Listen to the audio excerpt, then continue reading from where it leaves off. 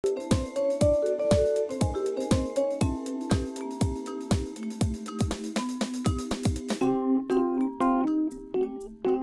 un projet qu'on porte à nos bras ensemble. Et donc c'est Candice, vous aurez l'honneur de Candice qui va vous faire la visite guidée aujourd'hui. Donc en fait, Candice qui connaît personnellement tous les artistes qui ont intervenu dans cet endroit. Et donc ça c'est chouette, vous pouvez lui poser plein de questions intimes sur les artistes, s'ils aiment café, thé, où est-ce qu'ils aiment bien s'asseoir, debout, voilà. Tout ce que vous voulez savoir, elle saura vous le dire. Bienvenue à la maison. On est sur à la fois un lieu de vie, notre maison, et en même temps, vous allez voir qu'il y a un petit théâtre attenant qui a été dédié au spectacle vivant pendant une vingtaine d'années. Aujourd'hui, donc vous le savez, nous sommes expropriés par le Grand Paris. Nous allons partir, quitter la maison dans 6 mois.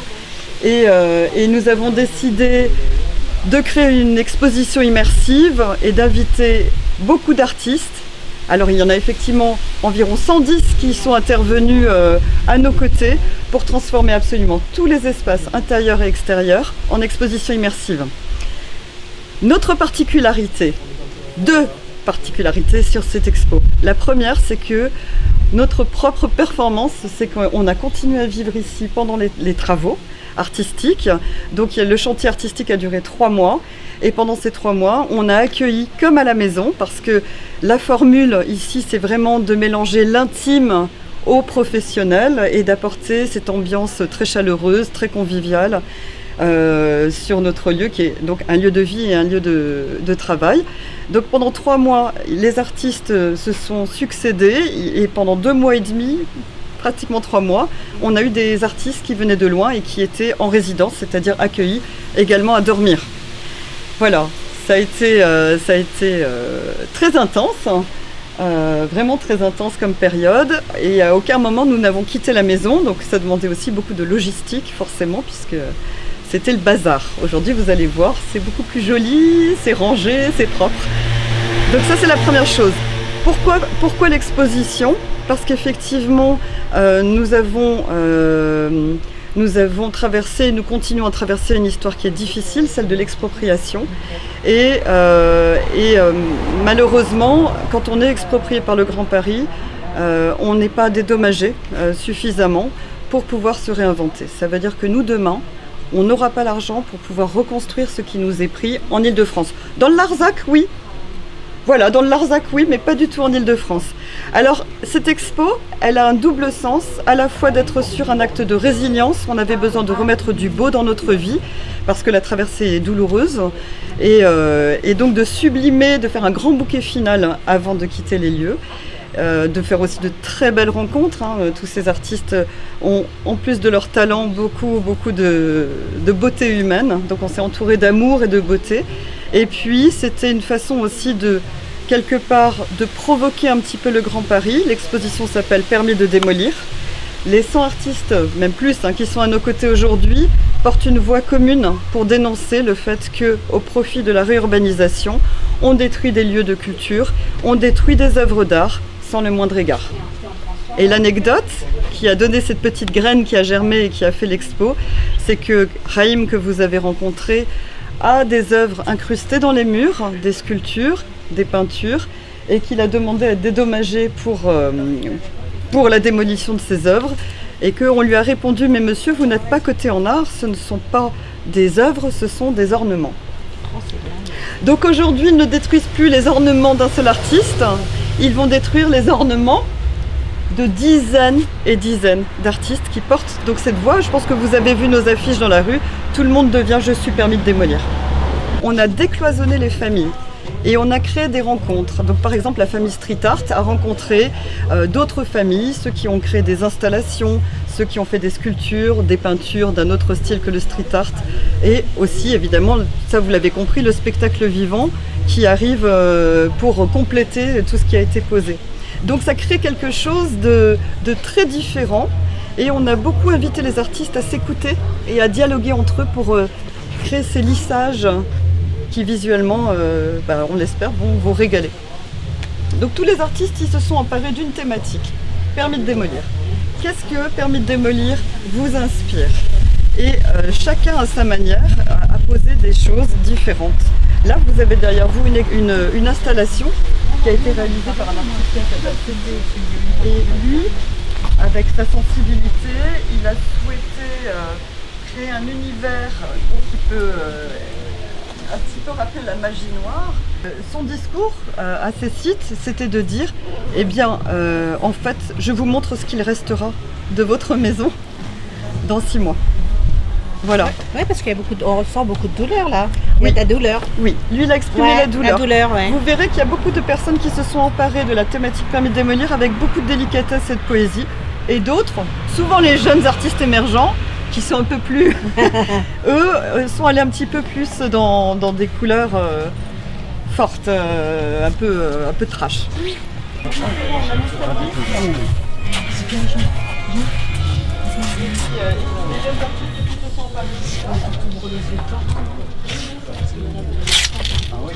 C'est vraiment les chevaliers de l'Apocalypse. C'est fait avec quoi? C'est fait.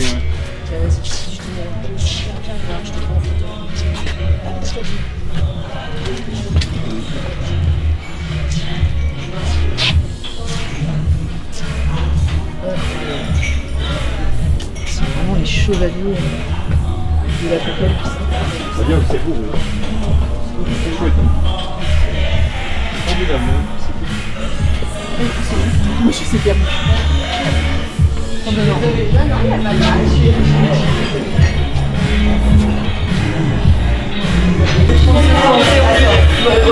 Alors là, bienvenue, vous êtes au bar, donc je parle fort, il faudra un micro. Bonjour. Tout le monde est là? Alors là, vous êtes au bar. Au bar, toujours, vous avez plusieurs artistes qui sont intervenus. Par exemple, vous avez Marie Bézard. Elle a choisi d'exprimer un lieu abandonné. Et donc, le fauteuil, il n'y a plus de vie, il y a le lieu. Et petit à petit, la nature qui va envahir, qui va reprendre ses droits sur l'urbanisation et qui va tout envahir. Au bar, vous avez un collectif qui s'est emparé de la thématique permis de démolir. Ils ont créé ensemble des cadavres exquis, donc des jeux d'écriture. Et à partir des jeux d'écriture, ils ont illustré tous ensemble le bar. Ici, vous pouvez voir, parce qu'il y a tout un jeu entre les vitres et ce qui se cache derrière. Donc ce que vous voyez là, c'est l'apparence. Et que si j'ouvre...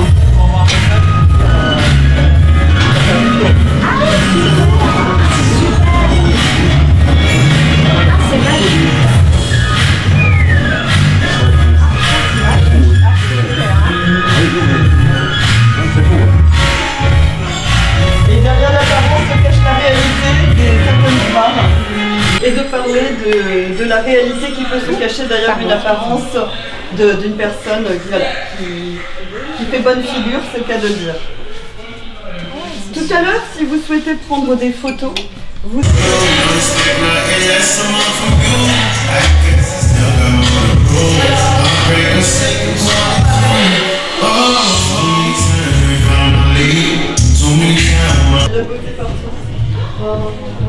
Alors, qu'est-ce qui se passe dans la maison? Qu'est-ce qui se passe dans la cuisine? Regarde, la cuisine, elle est... Dans tous les cas, on va être là. Alors dans la cuisine, les premiers artistes, en fait, nous on avait envoyé un appel à projet. Évidemment, les premiers artistes qui sont venus nous rencontrer ont pu choisir leurs espaces. Et au fur et à mesure que ça se remplissait, de plus en plus on a encouragé les artistes, tel et tel artiste, à se mettre à des endroits bien spécifiques. Le premier artiste à être venu et à avoir choisi un espace ici, c'est l'artiste K. Et il a trouvé que notre histoire était complètement renversante. Il a décidé de créer une installation renversée au plafond. Et donc vous voyez que là son écriture est à l'envers, tout est à l'envers. Pour dialoguer avec K. Et puis il y a Alice qui est arrivée, qui a créé un arbre à l'envers. Et voilà. L'artiste Little Chaperon Rouge, qui vous a fait un petit jeu. Elle a posé dans l'ensemble de la propriété. J'en ai vu Elle a posé à l'ensemble de la propriété 7 petits chaperons rouges. Et ben le jeu pour vous, ça va être de retrouver les 7. D'accord. Ils sont en intérieur, en extérieur, dans la maison, on ne sait pas. C'est à vous de les retrouver. Ouais, ça c'est Yassin. Dans la maison, nous avons la pièce des jeunes artistes émergents qui est la salle de bain. Dans la salle de bain, les artistes ont beaucoup travaillé sur l'intrusion, voire dans l'intimité, la violence aussi de cette intrusion par moment. Hein, ça peut, une fois de plus, ce sont les jeunes, ils sont allés un petit peu loin dans la démarche. Hein. Par contre, ils nous ont fait aussi des petites blagues. Je vous laisse découvrir, mais vous pouvez imaginer, nous continuons à prendre des douches. Voilà, donc une pièce qui parle vraiment beaucoup de l'intrusion dans notre intimité. Une autre pièce qui parle de l'intrusion, c'est la chambre à coucher parentale, c'est-à-dire la mienne, et celle de Raïm. Là, c'est moi qui me suis emparée du projet. Et alors au départ, c'est une pièce qui a une particularité parce que les portes sont vitrées et j'ai voulu en jouer. Et au départ, j'ai fermé à clé la porte. Aujourd'hui, j'ai réouvert. Mais j'ai fermé à clé et il y a tout un jeu de miroirs posés en face, sur le mur en face, qui, quand on se déplace et qu'on joue, permet de façon morcelée de voir ce que j'ai peint sur 2 murs invisibles qui sont celui-là et celui-là. L'œuvre s'appelle Chassés du paradis. Adam et Ève sont cachés. D'accord. Voilà. Le jeu, en fait, c'était de rendre, en fait, là aussi on parle de l'intrusion dans l'intimité, du piétinement dans un espace intime. Et en fait, le jeu, c'est qu'en jouant comme ça, pour découvrir qu'est-ce qui est peint, ben, finalement on se reflète soi-même aussi dans les miroirs et on devient complètement acteur de cette intrusion. Si vous avez Tsi Graphique qui lui dénonce c'est quelqu'un qui vit beaucoup en Amérique du Sud et qui voulait porter une voix sur les peuples, que ce soit les peuples plus traditionnels et les peuples racines qui aujourd'hui peuvent subir de grandes violences. Hein. On peut prendre leurs terres et sans égard au profit toujours de la réurbanisation ou d'autres enjeux économiques. Et puis vous allez découvrir une magnifique pièce immersive avec un duo de Lycéa, elle s'appelle Alice mais son nom d'artiste est Lycéa, et d'une jeune femme très engagée, féministe, qui s'appelle du coup La Meuf Street Art, et elles ont composé une image et des textes en ode à la femme.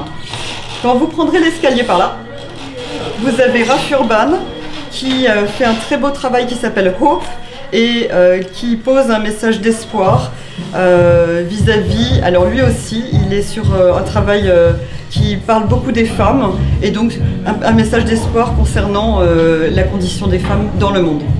Et puis, vous ferez attention, les personnes qui sont grandes, à bien vous baisser, parce que là-haut, les pas de porte sont assez bas, et vous allez rentrer dans une autre pièce. Et là, vous avez la possibilité de vous poser autant que vous voulez pour voir toute une série de films qui ont été créés par des jeunes artistes émergents qui travaillent dans le cinéma. Et il y a un lit sur lequel vous pouvez vous asseoir pour regarder ces films. Voilà. Et puis, il y a des petites choses dans les toilettes. Les toilettes sont ouvertes au public aussi. Hein, vous pouvez tout à fait en disposer. C'est un artiste, c'est l'Ours du 59 Rivoli, et voilà, on a plusieurs artistes comme ça. Et du coup, ça s'est mélangé. Et puis après, on avait aussi quelques personnes qu'on aimait beaucoup, qu'on avait envie d'avoir dans l'expo, qu'on a sollicité. Et oui, on a fait un gros travail de décloisonner les familles, mais aussi de mixité sociale. On voulait qu'il y ait des artistes locaux, donc on a invité plusieurs artistes du Val-de-Marne à être à nos côtés. La plus jeune à 17 ans, la personne la plus âgée, artiste à 80 ans. On a vraiment fait tout un travail de mixité, de rencontres et de richesse humaine en fait. C'est après du donnant-donnant aussi pour les artistes parce qu'ils ont une super visibilité. Bien sûr. Et on les a aussi, on leur a offert des grands murs, on les a vachement accompagnés, parfois à se dépasser, à tester des nouvelles choses. Wake Up et Ensemble Réel, ils avaient très envie de travailler sur le 3D, ils ne savaient pas comment faire. Raïm était à leur côté, il les a accompagnés, il leur a appris des tas de choses. Et donc on a beaucoup challengé aussi certains artistes pour se dépasser, aller plus loin. Comme aussi Clément Herman qui a fait un portrait incroyable qui est dehors sur toute une installation. En lui disant tu commences à faire des choses en volume, bah tiens tu vas aller encore plus loin. Donc ça c'était chouette.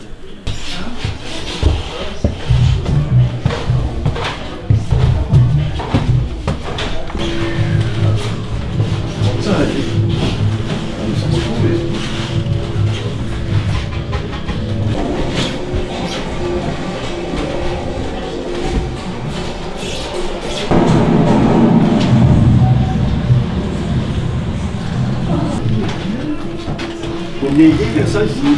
Quoi? Vous avez idée de faire ça ici? Ah, moi j'ai pas travaillé ici. Ah, vous n'avez pas travaillé ici? Non. Mais c'est super.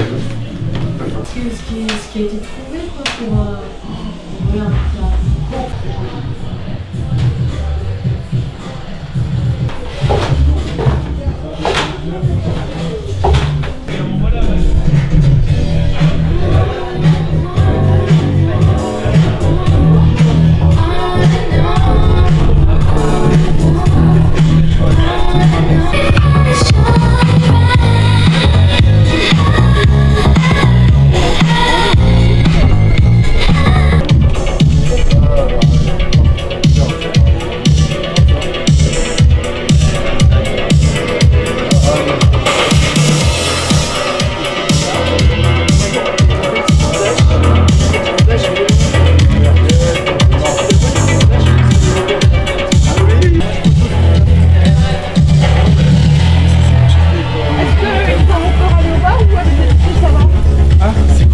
Alors, voilà.